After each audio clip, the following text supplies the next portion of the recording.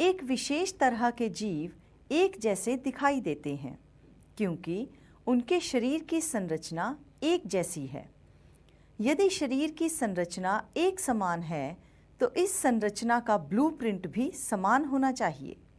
इसलिए मूल रूप में प्रजनन सजीव के शरीर की संरचना अथवा आकृति की ब्लूप्रिंट की प्रतिकृतियां अर्थात कॉपियां तैयार करना है।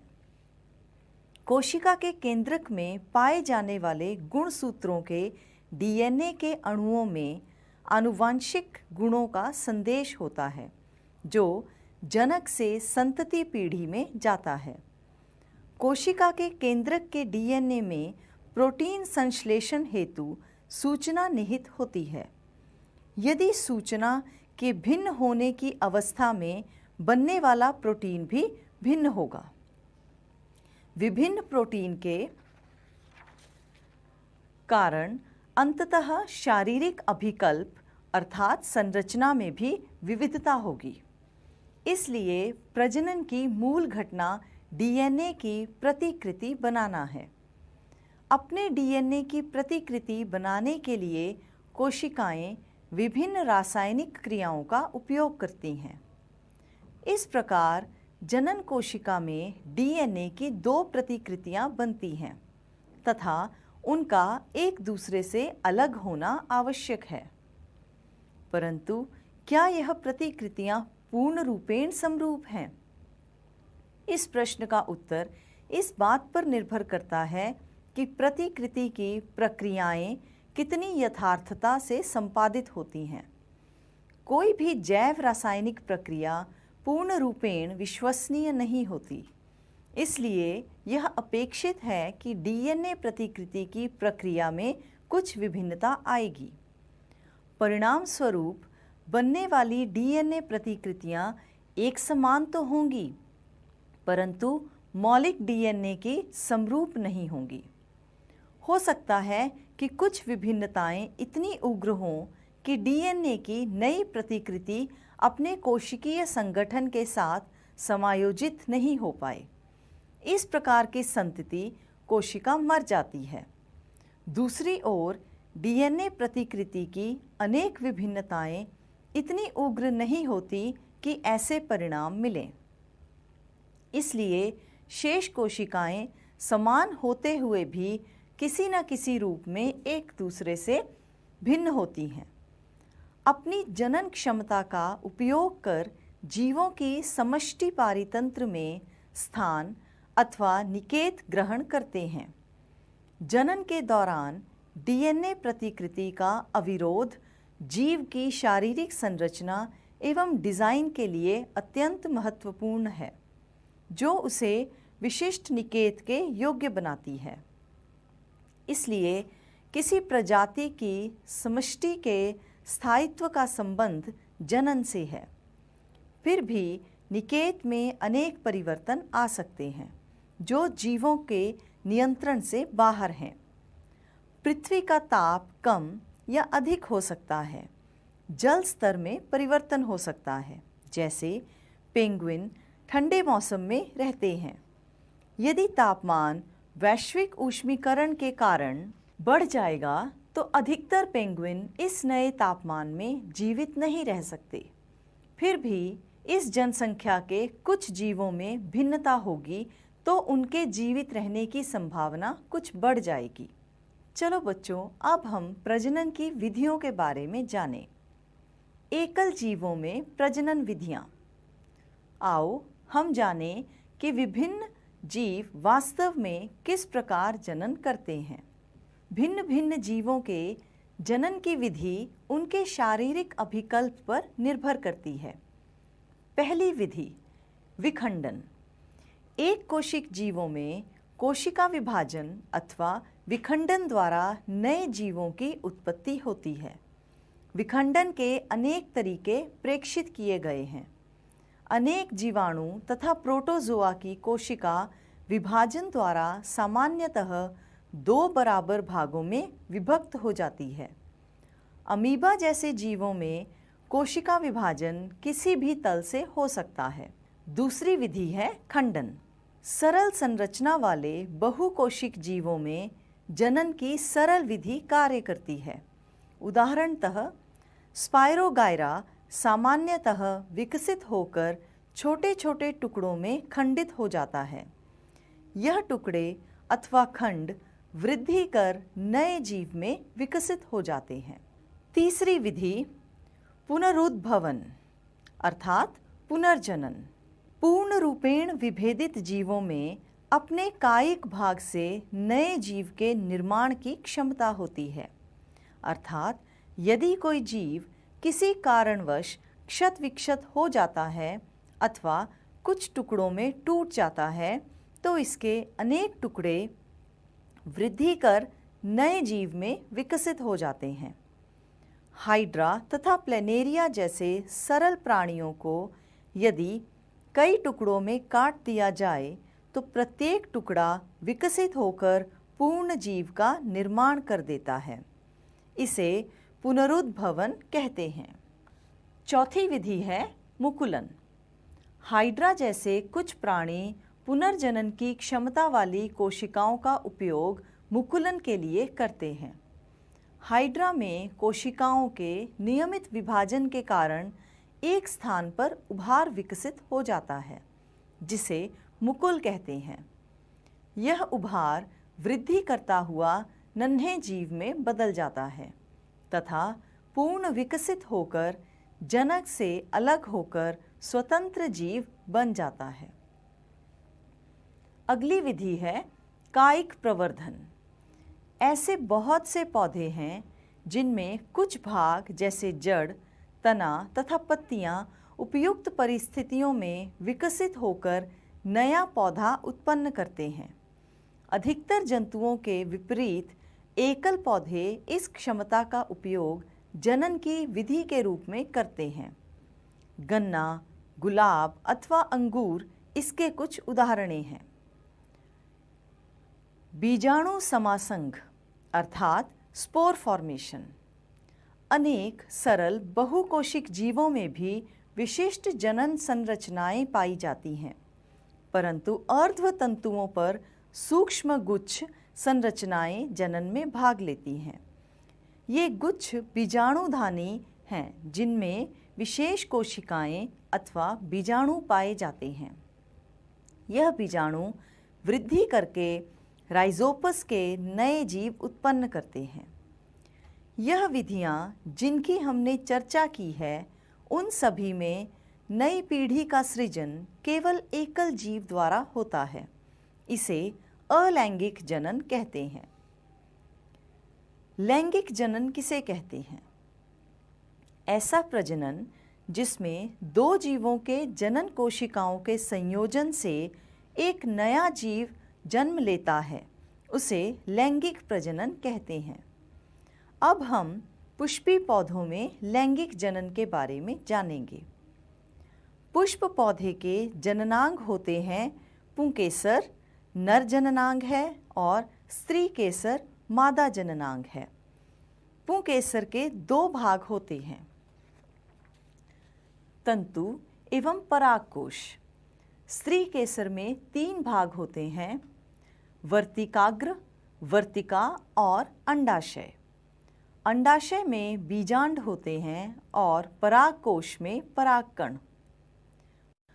पुष्प के पूरी तरह विकसित होने के बाद परागण होता है, जिसमें पुष्प के परागकणों का वर्तिकाग्र पर स्थानांतरण होता है। परागकणों का यह स्थानांतरण एक पुष्प में या 2 भिन्न पुष्पों में कुछ वाहकों द्वारा हो सकता है। जब एक पुष्प के परागकण उसी पुष्प के वर्तिकाग्र पर गिरते हैं तो यह स्वपरागण कहलाता है। लेकिन जब एक पुष्प के परागकण वायु या किसी और वाहक की सहायता से दूसरे पुष्प के वर्तिकाग्र पर गिरते हैं या स्थानांतरण करते हैं तो इसे परपरागण कहा जाता है। परपरागण में कई बार मधुमक्खियां भी परागकणों के स्थानांतरण में सहायता करती हैं। परागकणों के वर्तिकाग्र पर पहुंचने के बाद निषेचन की प्रक्रिया का आरंभ होता है। इस प्रक्रिया में वर्तिकाग्र ऊपर पड़े परागकण अंकुरित होता है। परागनली विकसित होने लगती है। इसी परागनली द्वारा परागकण अंडाशय में पहुंचता है। अंडाशय में परागकण और बीजांड का संयोजन होता है और परिणाम स्वरूप युग्मनज बन जाता है और युग्मनज भ्रूण में विकसित होता है। पादपों में बीज विसर्जन। बच्चों, हम जानते हैं कि पौधे एक जगह से दूसरी जगह पर नहीं जा सकते। क्या आपने कभी सोचा है कि पौधों के बीज अलग अलग जगह पर कैसे पहुंचकर नया पौधा उगाते हैं? इसका कारण यह है कि पौधों के बीज अलग अलग जगह पर पहुंच जाते हैं। इसको बीज बिखराव या बीज विसर्जन कहा जाता है। बीज बिखराव वायु, जल तथा कीटों द्वारा होता है। जब बीज मिट्टी में पहुंचता है तो वह नए पौधे में विकसित हो जाता है। कुछ पौधों के फल झटके के साथ फट जाते हैं, जिसके साथ उनके अंदर स्थित बीज बिखर जाते हैं। बीज का बिखरना बहुत आवश्यक है, क्योंकि इसके साथ एक ही प्रकार के पौधे के नए उगे पौधों में सूर्य का प्रकाश, जल और खनिजों के लिए आपसी मुकाबले की संभावना कम हो जाती है। मानव में लैंगिक जनन। जीवन काल की वह अवस्था जब शरीर में ऐसे परिवर्तन होते हैं जिसके परिणाम स्वरूप प्रजनन अर्थात जनन क्षमता आती है और यह किशोर अवस्था कहलाती है। लड़कियों में किशोर अवस्था का आरंभ 10 से 11 साल की उम्र में हो जाता है। इसका पता कुछ लक्षणों द्वारा लगता है, जैसे लड़कियों में कमर के नीचे का भाग चौड़ा हो जाना, स्तन के आकार में वृद्धि, लंबाई में वृद्धि, अंडरआर्म और प्यूबिक क्षेत्र में बालों का उगना, मासिक चक्र का शुरू होना। लड़कों में किशोर अवस्था लड़कियों से 1 या 2 साल बाद शुरू होती है, अर्थात 12-13 साल की उम्र में होती है। लड़कों में भी कुछ परिवर्तन आते हैं, जैसे लंबाई में वृद्धि, आवाज़ में बदलाव, चेहरे पर बाल उगना, छाती और प्यूबिक क्षेत्र में बालों का उगना, टेस्टोस्टेरॉन के रसाव का आरंभ होना। किशोर अवस्था में पसीना और तेल ग्रंथियों का रसाव बढ़ जाता है, जिस कारण कुछ व्यक्तियों के चेहरे ऊपर कील मुहासे हो जाते हैं।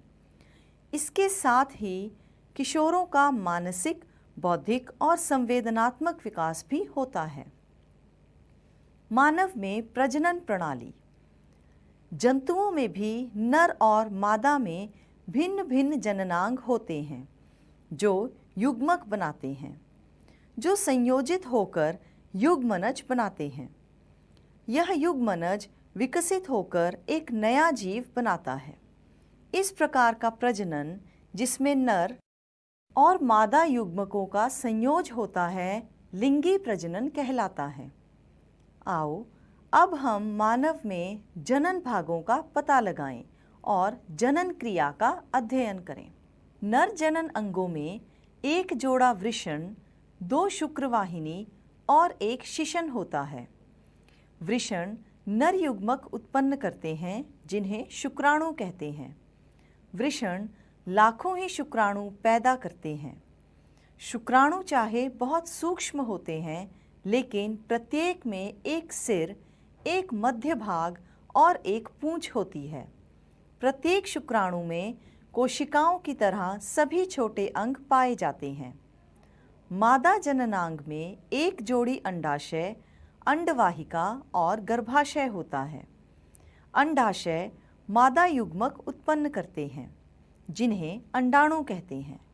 मादा में प्रत्येक माह दोनों अंडाशय में से किसी एक अंडाशय से एक विकसित अंडाणु का विसर्जन अंडवाहिका में होता है।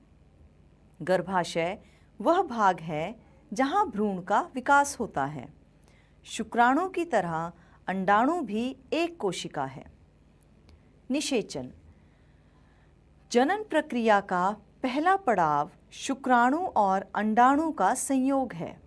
जब शुक्राणु अंडाणु के संपर्क में आते हैं तो इनमें से एक शुक्राणु अंडाणु के साथ संयोजित हो जाता है। शुक्राणु और अंडाणु का संयोजन निषेचन कहलाता है। जो निषेचन मादा के शरीर के अंदर होता है उसे अंदरूनी निषेचन कहते हैं। मनुष्य, गाय, कुत्ते और मुर्गी आदि अनेक जंतुओं में अंदरूनी निषेचन होता है। वह निषेचन जिसमें नर और मादा युग्मक का संयोग मादा शरीर के बाहर होता है उसे बाहरी निषेचन अथवा बाह्य निषेचन कहते हैं। यह मछली, स्टारफिश तथा अन्य जल प्राणियों में होता है। क्या होता है जब अंडे का निषेचन नहीं होता? यदि अंडे का निषेचन नहीं होता तो यह लगभग 1 दिन तक जीवित रहता है, क्योंकि अंडाशय प्रत्येक माह एक अंड छोड़ता है का मोचन करता है। इस निषेचित अंडे को प्राप्त करने के लिए गर्भाशय भी प्रत्येक माह तैयार रहती है। इसलिए गर्भाशय की अंतःभित्ति मांसल एवं स्पॉन्जी हो जाती है। यह अंडे के निषेचन होने की अवस्था में उसके पोषण के लिए आवश्यक है, परंतु निषेचन ना होने की अवस्था में इस परत की भी आवश्यकता नहीं रहती। अतः यह परत धीरे धीरे टूटकर योनि मार्ग से रुधिर एवं म्यूकस के रूप में निष्कासित होती है। इस चक्र में लगभग 1 मास का समय लगता है तथा इसे ऋतुस्राव अथवा रजोधर्म कहते हैं। इसकी अवधि लगभग 2 से 8 दिनों की होती है। जनन स्वास्थ्य। जनन स्वास्थ्य का अर्थ है सामान्य स्वास्थ्य के वह सभी पहलू जो एक व्यक्ति को साधारण, सुरक्षित और संतुष्ट जनन जीवन गुजारने में सहायता करते हैं। लिंगी क्रियाओं से अनेक रोगों का संचारण हो सकता है। यह रोग बैक्टीरिया और वायरस के कारण फैल सकते हैं। गर्भधारण की अवस्था में स्त्री के मानसिक और शारीरिक स्तर के लिए बहुत बड़ी चुनौती है। यदि वह इसके लिए तैयार ना हो तो इसका उसके स्वास्थ्य पर विपरीत प्रभाव पड़ता है। इसलिए गर्भधारण को रोकने के लिए अनेक ढंग खोजे गए हैं, जैसे कंडोम, गर्भ निरोधी गोलियां और कॉपर टी।